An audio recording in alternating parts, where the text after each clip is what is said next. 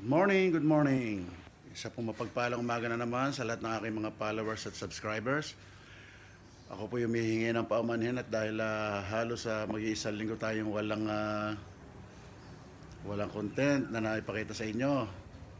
Pasensya na po kayo at meron lang po tayong inayos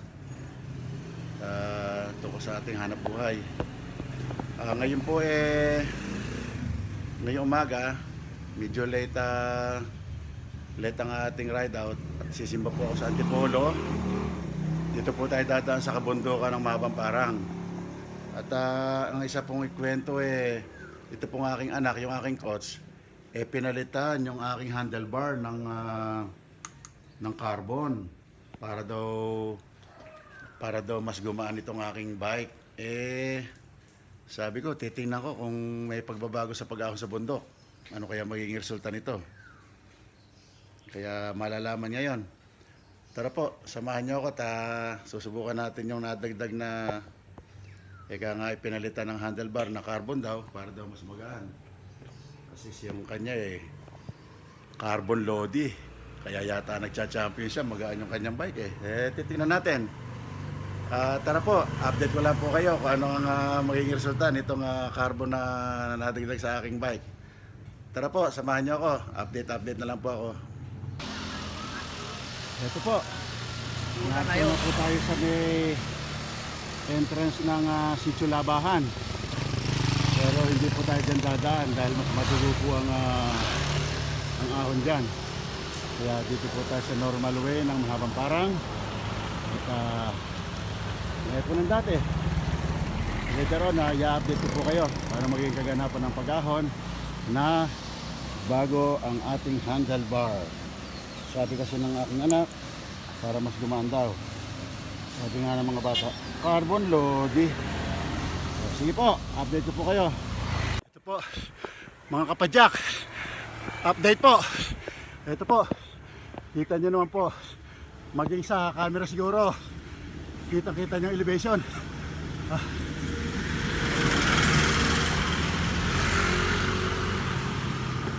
Ang masasabi ko thank you my son sa pagkakabit mo ng carbon na handlebar.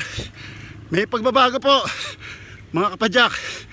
Dati po hirap na hirap akong umahon dito. Ngayon po hirap na lang. Kaya meron po pagbabago. Yan po totoo. Dati hirap na hirap ako dito. Ngayon hirap na lang.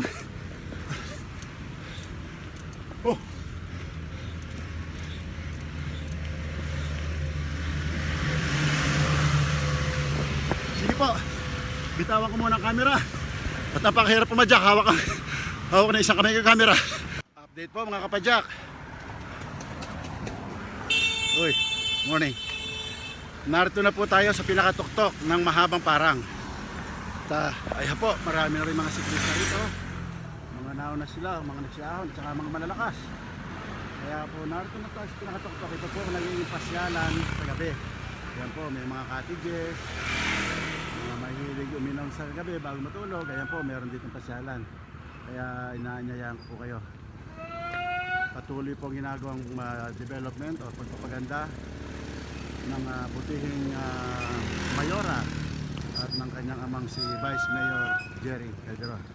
Patuloy pong ginagawang pagpapaganda para sa turismo. Kaya ito po, inuulit ko. At maraming salamat sa aking coach, sa aking anak, sa pagpapalit na ng handlebar. Ngayon carbon loading na. Ang masasabi ko po inuulit ko, dati hirap na hirap ako bago ako makaahon dito sa tuktok na ito. Ngayon po hirap na lang. Ayan po. My son, baka naman po pwede pati frame. Baka naman. Kagaya ng frame mo na carbon loading. Pero specialized pa rin. Dahil yan ang pinakapaborito kong brand. Magandang geometry. Specialized. Baka naman. Ito po si Dongking, the Super Lolo Biker. At bago ko nga po pala makalimutan, shout out sa aking mga tropa at kumpare dyan sa JYG Group. Dyan sa parting Binangonan, San Carlos. At binabati ko rin po sa aming JYG Junior Team sa kanilang pagcha-champion sa nakaraang paliga dyan sa San Carlos, Binangon ng Rizal. Congratulations mga guys. At bago ko nga po makalimutan, shoutout din sa aking hipag na isa sa nagpapatakbo sa LTO ng San Fernando, ang masipag at nagsisilbi ng tapat sa ating mga kababayan, si Jean Guevara. Yan po ay aking hipag. Kaya sa mga gusto pong kumuha ng lisensya dyan na magre-renew, kontangin lang po ninyo si Donkey the Super Lolo Bikers. Hipag, baka naman. At saka shoutout po sa kanyang ama, sa aking uncle na si Bapang Adring Guevara, saka kay auntie. Sige po, at sa lahat ng aking mga followers, subscribers, mga kamag-anak, pamangkin, kumpare, lahat-lahat na, binabati ko po kayo ng maligaya at mapagpalang umaga. Pasensya na po kayo at matagal tayong walang upload at naging busy lang po sa pag-aayos ng ating susunod na assignment. Kaya maaaring ito po muna ang huling padyak natin sa buwang ito. At hindi ko po alam kung ano sitwasyon doon sa aking susunod na assignment, kung po pwedeng dali ng ang aking libangan bike. Depende po sa magiging sitwasyon, update ko po kayo. At ngayon po, narito na tayo sa tuktok gaya ng dati. Hindi tayo magra-ride nang hindi tayo didiretso sa bahay dalanginan ng Nuestra Señora de Benviaje sa simbahan ng Antipolo. Ang sabi nga po God is everywhere. Kanya-kanya lang po paniniwala yan. Sa akin po basta binigyan niya ako ng kalakasan ng katawan, walang aberya, malalakad, mabibiyahe, makakapadyak. Sa akin pong paniniwala, kailangan pumunta ko ng personal sa kanyang paanan. Sige po, update ko po kayo. At baka abutin tayo ng matinding init. Update po mga kapadyak, at isa po sa aking best friend. Dinaanan ko po, nandito siya sa Sitio Ibabaw. Ayan po ang aking kaibigan, si Mr. Ibay. Morning po. Ayan. Yan ang isa sa the best chef cook in the universe. Siyang nakakuha ng 2021 Best Seafarers of the Year. Congratulations again, Kuya. Thank you. At gusto ko rin pong pasalamatan siya ng personally sa pagtitiwala niya sa Live Good. At nagtiwala siya sa Live Good, ngayon po nag-start na rin kumita ang kanyang account. Dollar po ang income dito, mga kapadyak. At mahilig kasi nanurpresa itong kaibigan ko Minsan kasi pumasyal sa bahay, sinursurpresa ako. Pero siya na-surpresa, wala ako sa bahay. Since na nag-iimpake na rin ako, dahil lilipad na rin ako sa Monday, kaya nagpaalam na ako sa'yo. Ay, Okay, ha? God bless. God bless po. Pagpatuloy mo lang yung patuloy na pagsisilbi sa mga ating mga kakababayan. Thank you. Ayan, God bless us. Salamat po. Okay, yan po si Mr. Ibay, one of the best chef in the universe. Mabuhay! Thank Sige you. po, salamat po. At final destination sa vlog na ito sa simbahan ng Antipolo. Wow. Kasama po kayo lahat sa panalangin. Sige. Update po mga kapadyak. Ito po. Narito na po tayo sa ating final point of destination. Pumapasok na po tayo sa patio, sa harapan ng bahay dalanginan ng Antipolo. Narito po tayo muli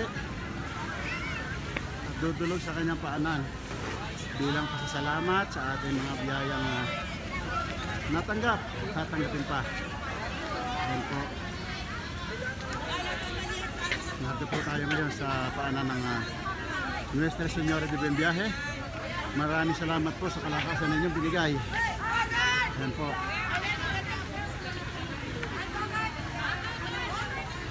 Panginoon, hindi ako karapat dapat na magpatuloy sa iyo.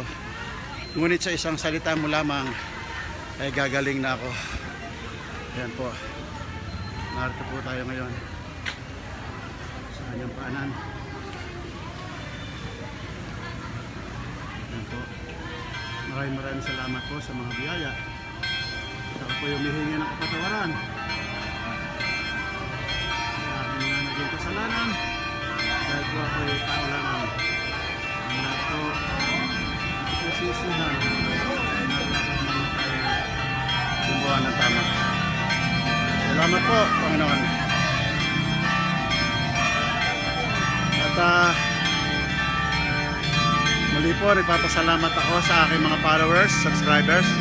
Lahat po kayo kasama sa aking mga panalangin.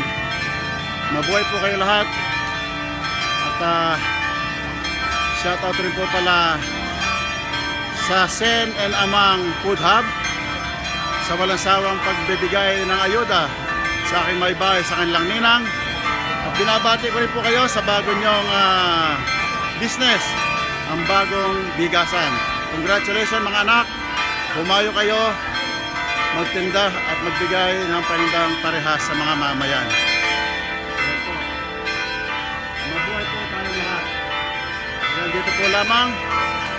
At binabati ko po kayo muli. Hanggang dito lang po ang ating vlog ngayong araw na ito. Dahil ito pong araw na ito ay vlog ng pasasalamat. At shoutout din po pala sa Orange Navigation, sa kanyang mga empleyado at empleyada, sa magandang papapatakbo sa parehas na pagpapalakad. At sa Roro Master 3 na aking pinagsilbihan bilang kapitan, shout out sa aking mga magigiti ng mga opisyalis at mga crew, mga pamakina o mga pakubiyerta. Binabati ko kayo lahat, mag-iingat kayo sa biyahe. At ito pong muli ang inyong kapitan, si Dongking the Super Lolo Biker, bumabati sa inyo ng magandang umaga. Salamat po.